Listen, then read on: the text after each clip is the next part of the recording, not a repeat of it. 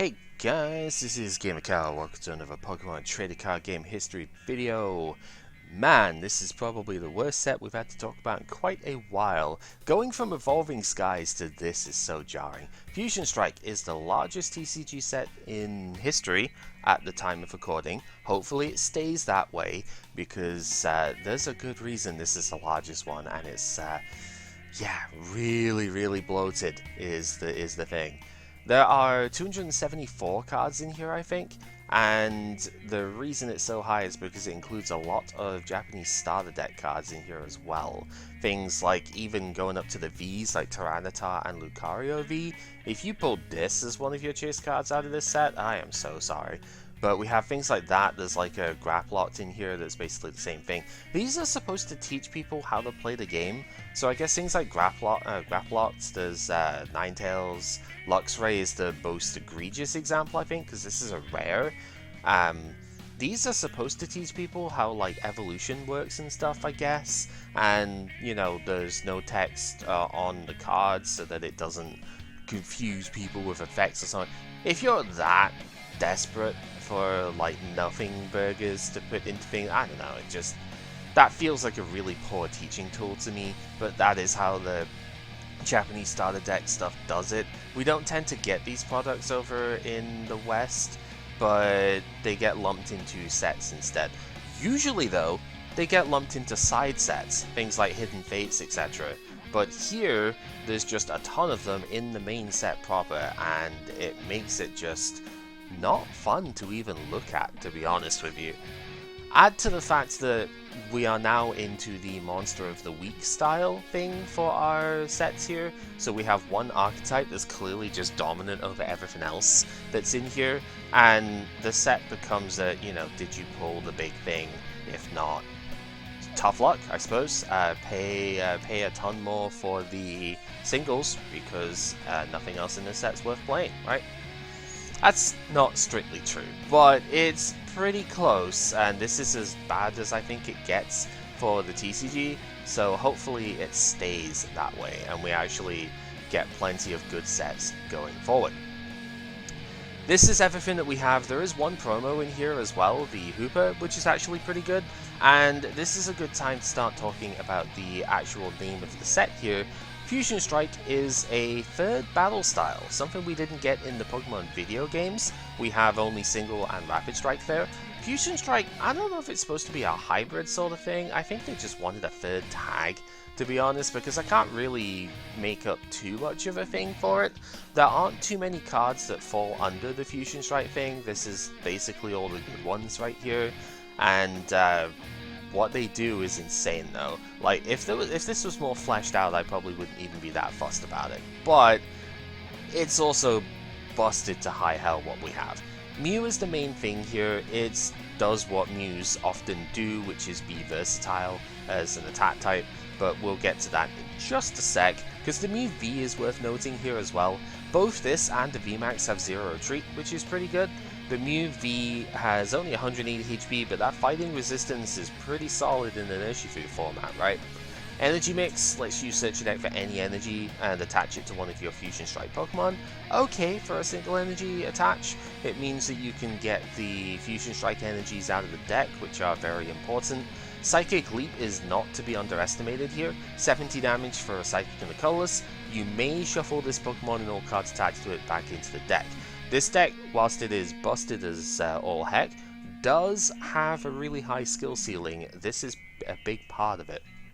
Psychic Leap Chains can be very good against single prize decks. The VMAX itself goes up to 310 HP, so on the frailer side, but still very bulky obviously. You still tend to take a hit with this, and then Psychic Leap could happen. For 2 colorless energy, gonna matter in the future. Cross Fusion Strike lets you choose one of your benched Fusion Strike Pokemon's attacks, use it as this attack without having to pay the energy cost on it. So anything in this archetype can get used as an attacker technically, and that's obviously very good for the Mew. Problem is there's only like 2 good cards you tend to use with it, but that is totally fine. We can't allow this deck to be killed by safeguard effects, right? So Max Miracle for 2 Psychic Energy does 130 damage and is unaffected by any effects on the opponent's active Pokemon. Yeah, for some reason it's not just a dragon that's got Shred this time, it's the Mew VMAX as well. That doesn't tend to come up too often, but there is going to be a Miltank in the future, which this gets around, so it's got an inbuilt answer to some of the annoying stuff we would see later on as well. This would be nothing if we couldn't copy good attacks though, and we do have 2 Pokemon that are generally worth the copies here.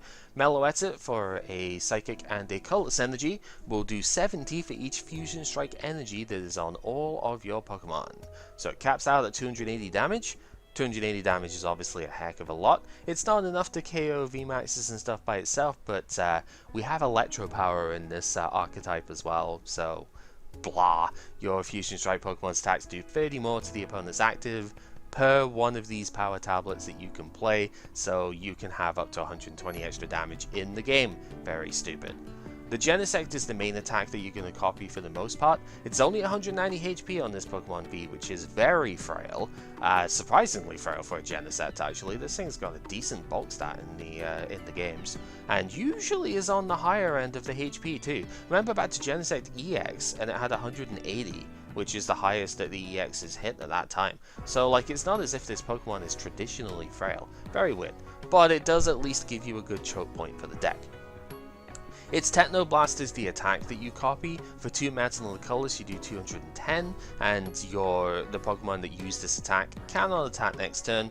Doesn't matter when the Mew has got 0 retreat normally, so you can just retreat to another Mew and just use it again, right? Which is really silly.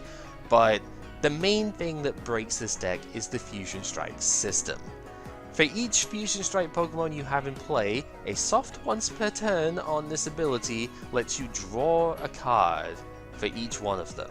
So if you have a full bench, you can draw 6 cards potentially with this. You draw up to 6 in hand. And if 3 of those Pokemon are Genesect, you're doing that 3 times in the turn if you can fully play the hand down. It's just ridiculous. Obviously this scales the more that you play, so the more basics you get down during the turn, the more, especially the more of these that you play, the more cards you draw per one. So maybe you only get to draw until 3 or 4 from the first Genesect, but if that search gets you into a search card, your next one will draw more cards than the last one did, which is really dumb, and that's how this deck kind of gets its power, to be honest. It's just ridiculous to think how great this deck plays without supporters, basically, because this ability is just that strong. It is unbelievable. But you may have noticed there's no inherent acceleration within this, and you do need 2 energy to attack. We do not have the access to twin energy because this is a VMAX. So how are we getting to that bit? Well, the Fusion Strike energy itself is a rainbow that prevents the opponent's abilities from affecting the Pokemon it's attached to. So no quick shooting to ping things down either. Very stupid. Also means that abilities, like locking abilities such as the Galarian Wheezing, can be circumvented by the use of this on a Genesect. Very stupid. But this is a rainbow energy, does obviously help out a ton because it means you can attack with anything that you need to. Kinda cool, but the real reason this works is Ellis' Sparkle. You choose up to 2 of your Fusion Strike Pokemon in play. For each of those, search your deck for a Fusion Strike energy and attach it to that Pokemon. So this plus an attach from hand gives you the 2 energy you need for Mew to attack in that turn, or the Meloetta, and if you set this up properly, you could even attack with a Genesect if you need to. Sometimes that might happen because, yeah, one choke point is that the big attackers are Psychic, and so Darkness Pokemon, that was the only other thing in the format, because you either hit this thing for weakness, or you lose. There is basically no in between. That's how, like, stupid this deck ended up becoming in this format. So yeah, you have the inbuilt acceleration, you've got the plus powers that you need, the triple plus power at that. You have a really, really strong energy card to go with here as well. You've got 0 retreat stuff. There is technically one more card we could have thrown in here. The Oricorio lets you take 20 less damage on all of your Fusion Strike Pokemon. It has an attack as well that like puts damage counters down, but it's so hard to like put this into a turn. might happen sometimes, but yeah, it's more here just because it's a name that also reduces the damage that you take, which is also absurd. So you also have some tanking capability here as well. Just ridiculous, to be honest. But none of this would matter if we didn't have good search options for stuff here. Quick Ball is a good card, but Quick Ball is just one card, right? No, the other reason I hate this set is because of these two cards down here. Battle VIP Pass is the dumbest thing I have ever read, and rightfully so. A lot of people despised this card being good in the format. It can only be used on your first turn. That's the huge red flag to begin with here. This sort of thing, like Wait and See Hammer is another one. It's like, if you go second, you can use it on your first turn, haha. This can be used going first as well, but remember we can't play supporters going first, so if you don't hard open this, you're kinda cooked. Search your deck for up to 2 basic Pokemon, put them onto the bench. Oh no. So, this lets you get a Genesect and a Mew for 1 card, right? And then the Genesect can draw cards, get you into another VIP pass potentially, go from there. Just ridiculous. However, even this alone wouldn't be enough, because it is, like, if you get it on the first turn, great. If you get it at any other point in the game, especially with an engine that is based on drawing up 2 cards in hand, it would be dead and you wouldn't be able to do anything about it, right? Especially since we don't have, like, research in this deck. But then we have Cram-O-Matic. This lets you discard an item, it forces you to discard an item from your hand to play it, but then you flip a coin, and if heads, you get any card you want from your deck into your hand. If you flip heads, great. If you flip tails, you've just dumped yourself 2 cards out of the hand, one of which you could play anyway, if the VIP pass is the one that you can ditch. Which then just means your Genesect that's already in play gets to draw 2 cards for nothing anyway. So it's not even necessarily a downside if it doesn't work. Sometimes it will be, sometimes you desperately need that 1 card, and if you flip tails in this, you're probably screwed, but this could get you the VIP pass on turn 1, this could get you the VMAX later on in the game if you need that for evolution stuff, it could get an energy if that's how it has to be, but even if it fails, very often it's just going to be, alright, now my Genesect, my next one, can draw 2. Because this Genesect is not hard once per turn, it's per Genesect in play, so like if you have 3 of them, you can do this effect 3 times. The more you burn your hand down, the better it gets, and it's just unbelievable how strong this ends up being. There are some other trainer cards in here as well though. We have Cross Switcher, which is Guzma, but on a double item, kind of weird. This Fusion Strike item, for some reason, you have to play 2 of them at the same time, but you force the opponent to switch, and then you switch as well. In the Fusion Strike deck, it's actually not especially good, because the fact if you can't play it as a one-of, pretty much clogs the hand up. I think some Mew decks maybe did try and play this in, instead of like a high boss count, because it is an item that you could pitch to Cram-O-Matic, but I think it more often than not would probably brick the early hands to have too many of this around. So I'm personally not a huge fan of it in the Fusion Strike deck. Kind of the same thing as the Cross Seaver here, but I don't think you would ever actually play this in Mew anyway. To be fair, I don't think you play this in very many things, because the only thing this does, you have to play 2 of them at the same time, and you put a Pokemon or a supporter card when you discard into the hand. VS Seeker was a really good card, obviously, it was one of the strongest things in Gen 6, but having to play 2 of these at the same time to get that effect, not really super good. Put 1 Pokemon from discard into hand, also just never worth it, right? It's nice to have the versatility, but needing to get 2 of these out, never gonna happen. One of the things that makes these like playable later, at least a switcher, is Irida can like search out a trainer card, item card later on. So like that can maybe make these a bit more playable, and we do see Pokélists in the future play this because of that card. So it's not as if they're unplayable, well maybe this one is, but yeah, it's a lot harder to play these in Fusion Strike than you would think, which is kind of funny considering they are tagged. The only reason they're tagged is because of a Smeargle that doesn't see play anyway, so rip. Supporter cards in this set are relatively good. Adventurous Discovery did see a tiny bit of play immediately because of Duraludon. Search your deck for up to 3 Pokemon V and put them into your hand. It's solid. It's used in some Arceus decks later on as well, but any deck that is Pokemon V like exclusive can play this and do some pretty good work with it. It is a strong search after all, like it can get you the V Maxes or later on V Stars as well, so there's some good stuff it can do. Just almost like Arven nowadays, I suppose. It's a bit of an interesting engine change. You have to play like 3 or 4 of this and you use it instead of some of the draw support stuff. So if your Pokemon V is that powerful, maybe you can get away with it. Judge gets a reprint in here, so this will actually come up at some points. Judge Path is now possible, and that can be very disruptive when we have some more abilities that we need to stop on Pokemon V.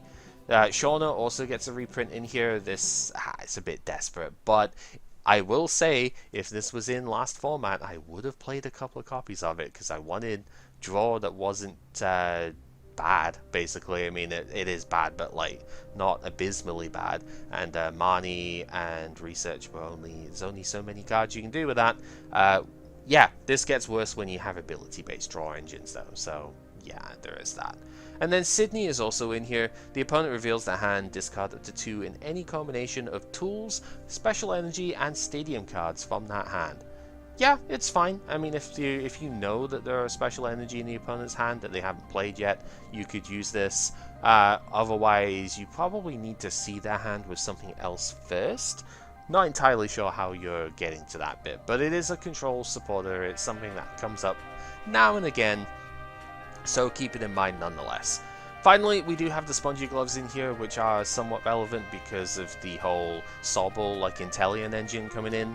This was used with a couple of Pokemon, one of which we'll see here, that lets them take extra prizes for KOing basics and whatnot. And if you use this with the very weak attack you know, it's like 40 damage on that thing. But if you manage to use this with it, it KOs the Sobble, and that can take extra prizes and cheat victories that you probably wouldn't have gotten otherwise. Again, if you can search this, it ends up being much more powerful, and so yeah, we'll see this later on. Finally, on to the other Pokemon from this set. I want to talk about the dark stuff first, because these are the most relevant for the meta right now. The Hooper is a pretty cool card. It is a Fusion Strike card, but it doesn't really benefit from the Fusion Strike engine as much. I think Sai's going to play it in that, but it's just awkward because the attack cost is too dark and colorless, which is pretty rough. However, it's a 220 HP Dark Pokemon with an ability that makes it Psychic type as well. Psychic and Dark are the 2 best types to hit for weakness in this current format, and unlike say Blaziken, which had also some pretty good types at the time, this one hits for a relevant amount of damage. 2 Dark and a colorless, 170, does put 3 damage on one of your Pokemon, like 3 damage counters, but that's okay, we can survive that.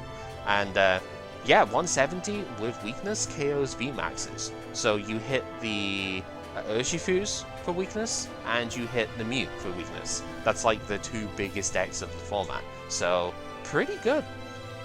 The only thing that's missing is a fighting type, but then you play something like Galarian Zapdos maybe, and you can use the fighting type from that. So, there's your triple threat covered in 2 cards. Really, really good.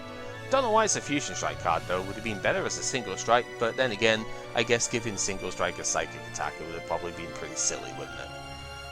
They did give Single Strike a Ghost though, which is using the Poison typing. That's why Gengar is a Dart type here, which is very weird to say, but you know, whatever. Single Strike card, this one's actually relevant with Pain Explosion being a thing for 3 Darkness Energy, 190 damage, put 3 damage counters on this Pokemon, 190 obviously KOs Mew, but because you're playing this in Single Strike, you could probably get a bunch of extra damage on this as well, like put it up to 230, 250 maybe, and you could KO other basic Vs with that as well, which is pretty neat. The actual VMAX though goes up to 320 HP, so not too bad really. Fear and Panic is pretty good against certain decks, like, I don't know, Mew VMAX because of all the Vs they have in play, but 2 Darkness Energy, 60 for each V and GX in play. One thing about this set, Japan did not rotate just yet, so they did put the GX qualifier as well on here, just because they could.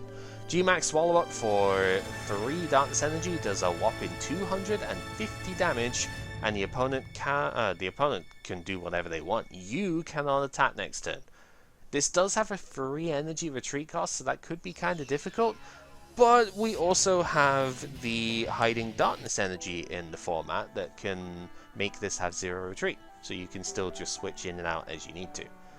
It's very heavy for a Gengar, right, to have like this high of a retreat cost, but yeah, this card is obviously good. It has a fighting weakness, which is a bit unfortunate, but it does do more than enough damage for what it needs to do. Fear and Panic can stop the opponent from playing too excessively with their Pokemon V and whatnot, and it kills Mew in 1 hit, so of course it's going to be pretty reasonable. The Starmie is at least interesting. We've had this kind of effect come up before. It's not been super good, unfortunately, but it does have a decent amount of snipe if you wanted to play this with Frostmoth. It's levelable, searchable. You discard any amount of water energy from this Pokemon, starting at 1, and for each energy you discarded, you snipe 30 on one of the opponent's Pokemon. You can choose the same Pokemon more than once, but if you hit the active, it does not hit for weakness, which is kind of annoying. Resistance on water doesn't exist anymore, so whatever. Yeah, it's fine. Like, if you discard enough energy, you could snipe a bunch out of it. It has a retreat cost for some reason, which is really annoying. You would hope that Starmie would have a 0 retreat, but no. So, I think the idea, maybe with superior energy retrieval you could do something, but the idea is likely, like, Frostmoth about 5 to 7 energy on this thing, and then snipe down, or like, spread a bunch that you can then work with from there. It doesn't work with Rapid Strike energy because it's for energy cards that you discarded, so you really have to do the Frostmoth thing with this, and I just don't think it does enough, but it is at least cool, so we're noting it here because we really don't have a lot else to talk about. Azumarill is, I guess, a neat control card for 1 water energy. The stage 1 puts up to 3 in any combination of Pokemon and supporter cards in the discard into the hand. I feel like I've seen this in one of Sanders' lists at some point, so we're just going to mention it here just because of that. Dunsparce is a really good card for later on. This makes colorless Pokemon in play have no weakness, which is obviously very good because a lot of the colorless Pokemon are weak to fighting, like itself. So this protects you a bit against Urshifu from one-shotting them. Not too bad. Hariyama we have seen in a couple of deck lists, which is very stupid. It's a single strike card that if it gets KO'd by damage, you flip a coin, and if heads, it's got 10 HP left instead. Inbuilt Focus Band. Woo, so good, right? Does 100 damage for a fighting and a double colorless, which, okay, with single strike energy you can get up to like 140 with 2 of those on. That's enough to KO Arceus VMAX, so it's a future thing, but like, blah, feels so bad to use that. But then again, you've got a fighting attacker, we've got dark attackers in single strike, so you can KO the Mew. It's a meta call, right? Huntail is a fusion strike Pokemon that makes your single strike opponents pay more for their attacks. Really bad, but it's worth, I guess, noting that for some reason I thought, yeah, let's try and counter the main decks with a fusion strike thing. I don't know, it's weird. The Gorbis makes your rapid strike opponents have no abilities, so this turns off the Octillery as the main one. I think that's really the only one that's relevant that it turns off. I know there's a Milotic, but that never really sees play, so I don't think there's realistically anything else. Maybe Sylveon V, but like, yeah, Sylveon V isn't using its ability after turn 1. Oh, you might as well have just read your opponent can't use Octillery.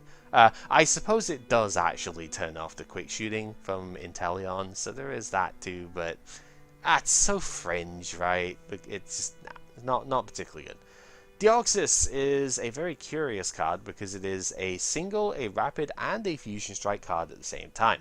Deoxys having form change usually, it's kind of neat that they sort of referenced it with basically each other form other than the normal one would be a different strike card. It's kind of cool. For 3 colorless energy, Photon Boost only does 80 damage, but if you put a fusion strike energy on this thing, it does 80 more. I think the goal with this card was to go Fusion Strike energy plus 2 single strike energies, because you could accelerate to it and do like 200 with this thing.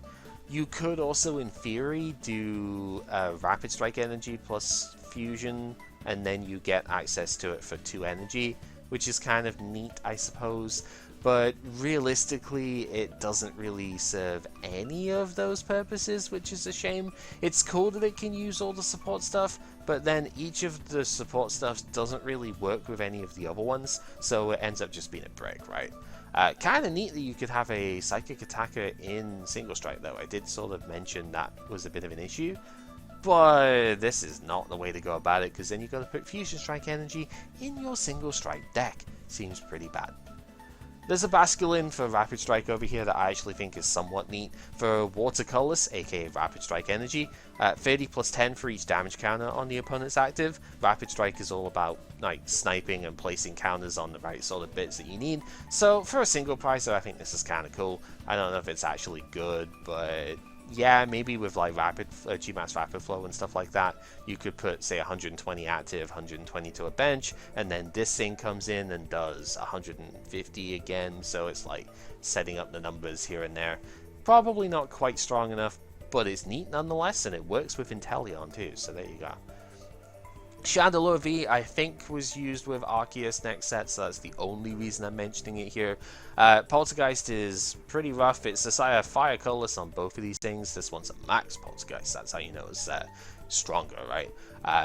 Your opponent reveals hand and they take 40 damage for each trainer card that you find there, which, okay, I mean, we've had this sort of attack before, right? This one's not very strong. This one does 70 for each trainer that's found there, so that's at least kind of cool, but it requires the opponent to have like 4 or 5 trainers in their hand for that to work, which would typically mean you would need item lock with this, and item lock doesn't exist in the format outside of Vikavolt, so that doesn't really work. Curse Shimmer is kind of neat though. It does prevent the opponent from playing tool cards from their hand, but there aren't that many tool cards which are played in the deck. It's like an average of maybe 2 to 3 at most in decks. Like Air Balloon is a thing, of course. Most other decks don't really have that many, so realistically we're just not actually going to see this come into play, which is a shame because it's kind of cool. And it would have been nice to have had a fire attacker just because, but nope, not really very good. Virizion, I want to say, is kind of good in potentially in some control-based stuff. For 1 grass energy, you put up to 2 Pokemon when you discard into the hand. Not too bad for a single prize basic. I don't remember if it sees any play, but if it does, well, it's kind of good to know that it exists. Yveltal definitely did see play. I think this was potentially used in Lugia later on, actually. It's very basic, it does just straight damage, and it doesn't do that much damage either for how much darkness energy it takes, but it's a single strike card, and that means that you can use this with the Archeops acceleration later to accelerate single strike energy to it and get it to do enough damage to one-shot Mew. That's pretty much how it goes. Crabominable V is very funny. For 1 water energy, this discards the top 2 cards of the opponent's deck, so hey, Mill is back, woo! Not really, but you know, it's a control tool, that is what it's for. Destroyer Punch is very funny though. It's basically Mega Tyranitar's attack here. For 2 water in the colors, it does 90 plus 60 for each damage counter on the opponent's active Pokemon. So in theory, you could use this in an Inteleon Frostmoth deck that uses the Inteleon to like ping damage down on the opponent, and then Destroyer Punch does ungodly amounts of damage, right? If you put just 3 damage counters on the opponent's active, this is doing 270 plus the 3 that's already on them. So you need like 4 to KO VMAXs, which is just 2 Inteleon pings. It's doable. Is this the way that you'd want to play it though, with a 4 retreat cost on this thing as well? Probably not. But it is very funny, and therefore it's worth noting. Pyukumuku gets pitched. That's pretty much all it is. I mean, that's what the Pokemon is designed for. It lets you reveal it from the hand, put it on the bottom of the deck, and draw a card. It's a hard once per turn, because Genesect can't be balanced, but this sure can be, right? That's all it does. It's sometimes played as a levelable, searchable cycle card, which is funny, I suppose, but yeah. It is what it is. Inteleon VMAX is one that actually won US Nats alongside Urshifu. This is a Rapid Strike Pokemon. We are not going to speak about the regular V because it's just not really worth it, but this one's pretty cool. Double Gunner, if you discard a Water Energy from your hand, lets you snipe 20 to 2 of the opponent's bench Pokemon. That's kind of neat. And G-Max Spiral for a Rapid Strike energy, basically, water and a colorless. 70 damage. You may put an energy from this Pokemon back into the hand, and if you do, 70 more. So you put the Rapid Strike energy down, you bring that back to the hand, and it does a 140 total, which is respectable when you are also sniping damage around the opponent's bench as well. It does hit for water, but water weakness isn't really relevant because fire types aren't relevant right now, but if it ever comes up, I guess that's kind of cool as well. Then we have the Greedent. I don't think the Greedent V is worth noting, but I just wanted to artwork appreciation it because this is kind of neat. I just love the different Squirvets all in different states here of it. One of them stealing his berries, go figure. Yeah, it can draw cards, I guess, if you put free energy on it, but who cares? It's all about the VMAX over here, which does not have a character art for some reason. Turn of Profit is the attack here. For 2 colorless energy, it only does 30 damage. So why are we even talking about it? Because if the opponent's basic gets KO'd by this, you take 2 additional prize cards. This is the bigger recipient of the spongy gloves that I mentioned before, because as it turns out, Sobble has got 60 HP. If you can get 2 energy on this thing and then KO a Sobble, that means you take 3 prizes from a Sobble, which is disgusting. It's the reason why ADP was so stupid, right? Honestly, don't think this is the better attacker because it is a VMAX, so it's kind of annoying to even play that way. I think the Stoutland V is the better thing, but this does take less energy, so take it as you will, I suppose. And it also gets an extra prize if it does get the KO, so yeah. Then we have the Morpeko. This is kind of curious, to be honest. It's basically we just rotated Spiritomb, right? Now we have a weaker Spiritomb, but it's in single strike, which makes it playable. Explosive Discontent for a Darkness Energy does 30 for each damage counter on this Pokemon. Neat. So it's like with Single Strike Energy buffing the damage as well, you can use 2 Single Strike Roars on this thing to do 160 for basically 1 Earn of Vitality. That's kind of good because 160 times 2 is enough to KO the Mew. So yay, we get to do all the fun stuff with that, I suppose. It's fine. I don't think it's like ridiculous or anything, but it is a way to put a single prizer into beat Mew, and so there's your favorable matchup in single strike, I guess. Finally, we have the Dreepy. We're not going to mention the Dragapult too much because it's a stage 2, doesn't really work in a Fusion Strike deck. It's supposed to do more damage for each Fusion Strike Pokemon you have in play. Good luck playing the stage 2 that takes 2 Psychic Energy to do that, though. It's just, it clunks up the deck. Why not just play Mew? Infestation, however, did actually see play. 10 damage for 1 Psychic Energy, and the opponent can't retreat next turn. Yeah. It got seen play in the double turbo version of Mew, because that reduces the damage of Infestation to 0, and sometimes you could just gust up the opponent and lock them in because they haven't got switching cards. They take they have no damage, and you just stop them from playing the game, which is, yay, totally fun, right? Ooh. Yeah, there are some builds of Mew that would do this, and it's very silly, but just wanted to note it because it technically existed. Alright, and that is it for the set. Yeah, there's not much to it at all. About half the cards worth noting from the previous one. And it's just, it's bad. It's really bad. I'm not going to mince words with it. This set is awful, and the less we have to speak about it, the better. We're doing exactly 1 recording of this. I will say I do enjoy playing this deck, so we will be having it here. And it does go through very many variations as we go along, so it will not be the only time it gets seen. But yeah, I cannot stand this set. I cannot imagine opening this set in real life. It would have just been miserable. Regardless, thank you very much for watching. Hopefully you found this informative, if nothing else. And yeah, stay tuned, I guess, for the battles. Mew, mew, mew, mew, mew, mew, mew, mew. There we go. See you later.